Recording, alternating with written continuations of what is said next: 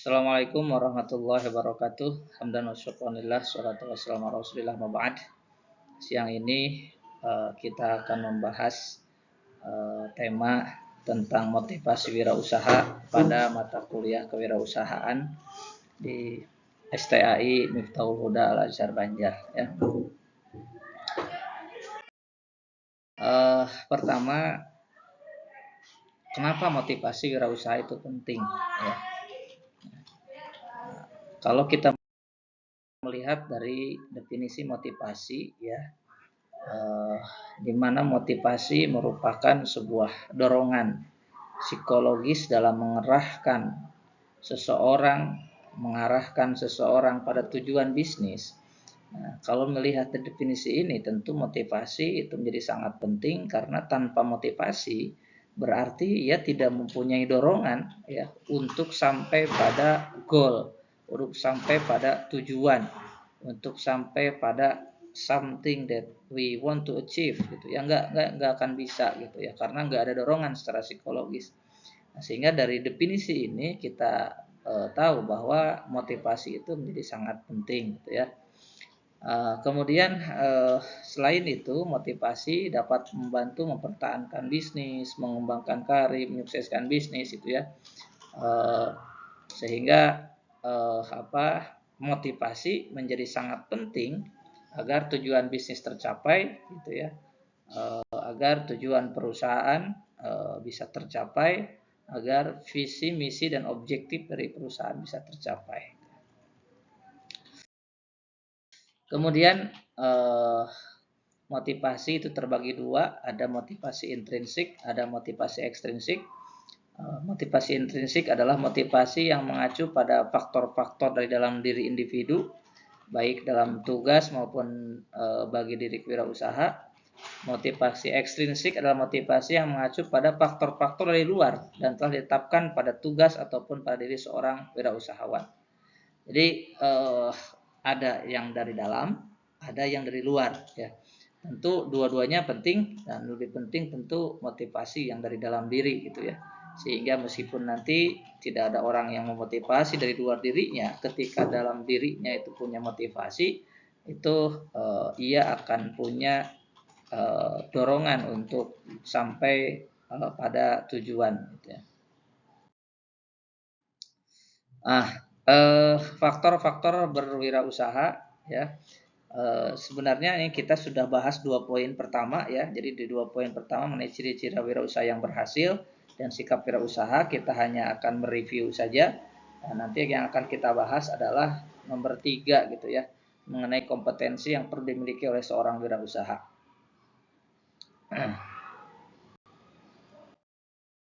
Yang pertama, ciri-ciri usaha ya, kita review sedikit.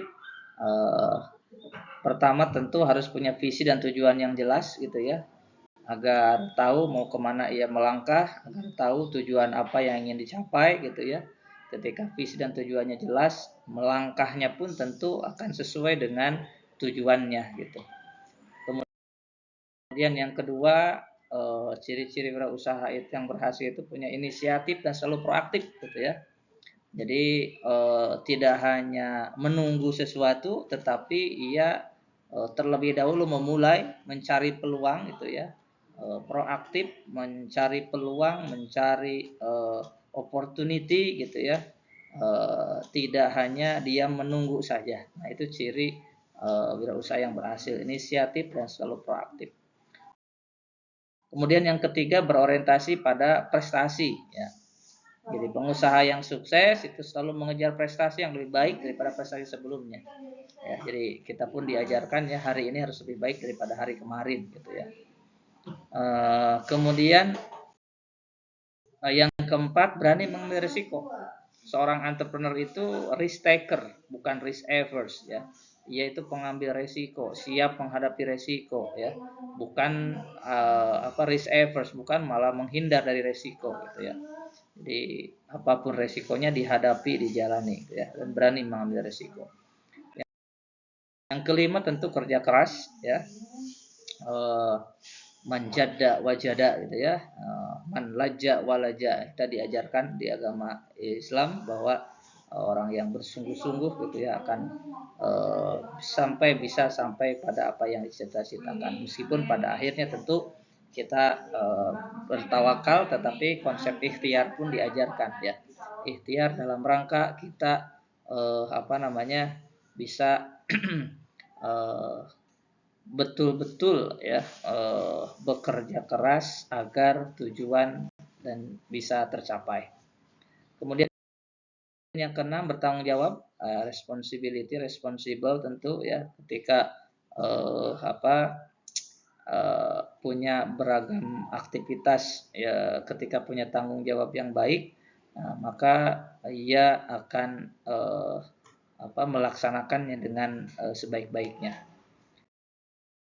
Kemudian yang ketujuh, komitmen ya, komitmen pada berbagai pihak ya.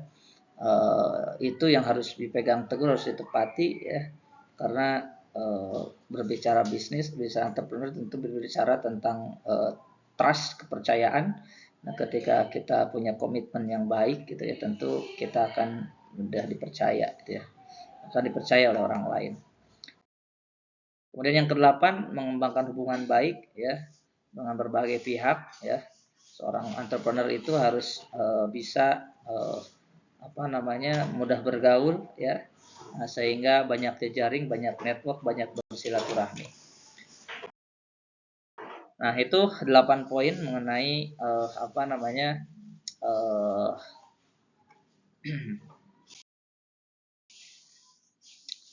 mengenai ciri-ciri wirausaha yang bagus ya, yang bisa berhasil. Kemudian sikap, mengenai sikap wirausaha, yang pertama tentu jujur ya. Jadi kita diajarkan oleh Nabi kita Muhammad SAW ya, beliau diberi gelar Al-Amin gitu ya. Nah, sehingga meskipun tidak punya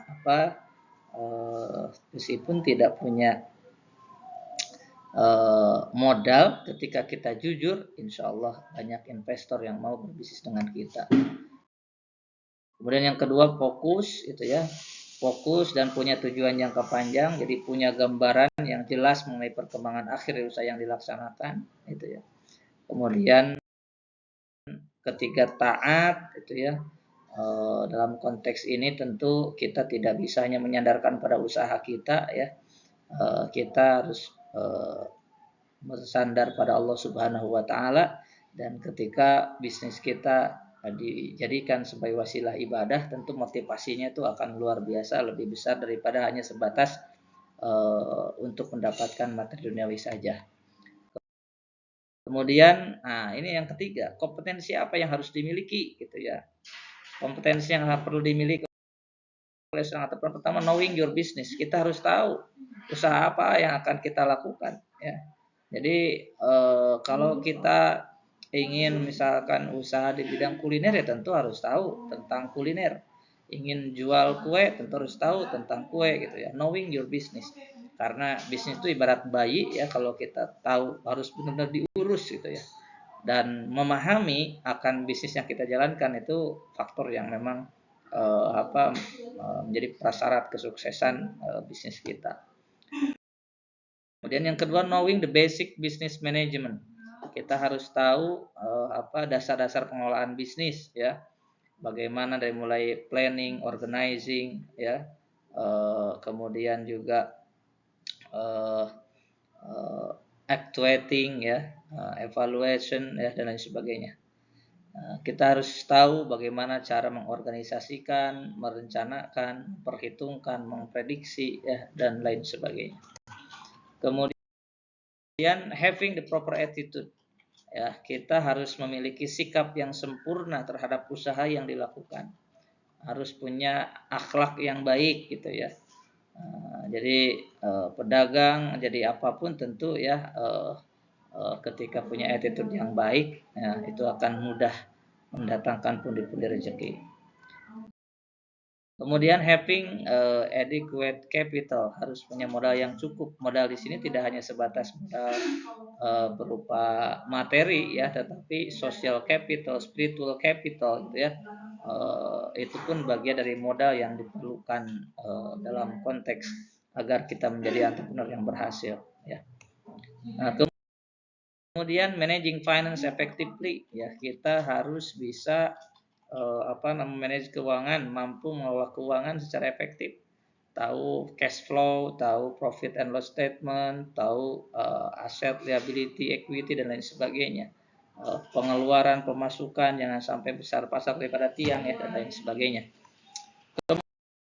Kemudian yang keenam, managing time efficiently. Tentu harus seorang entrepreneur harus punya kemampuan untuk mengatur waktu ya, time management. Karena banyak sekali yang harus dilakukan gitu ya. Sehingga time management ini menjadi sangat penting ya, kompetensi yang harus dimiliki oleh seorang entrepreneur. Kemudian managing people. Ya, kita berhubungan dengan orang ya, dan itu tidak mudah.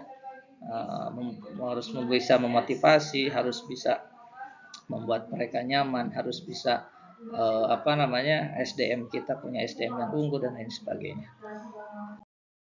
Nah, kemudian satisfying customer, tentu ya kita harus bisa memuaskan customer kita dengan cara apa?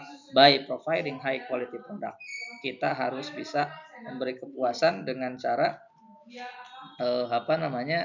menyediakan barang yang berkualitas, itu bermanfaat gitu ya, sehingga itu bisa memuaskan customer kita. Kemudian knowing how to compete, kita harus mengetahui cara strategi, cara bersaing gitu ya.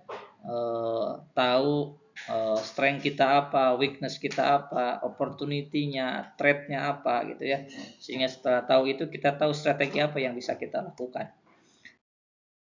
Kemudian terakhir, copying with regulation and paperwork, kita membuat aturan perubahan yang jelas gitu ya, tersurat tidak tersirat. Itu beberapa kompetensi yang harus dimiliki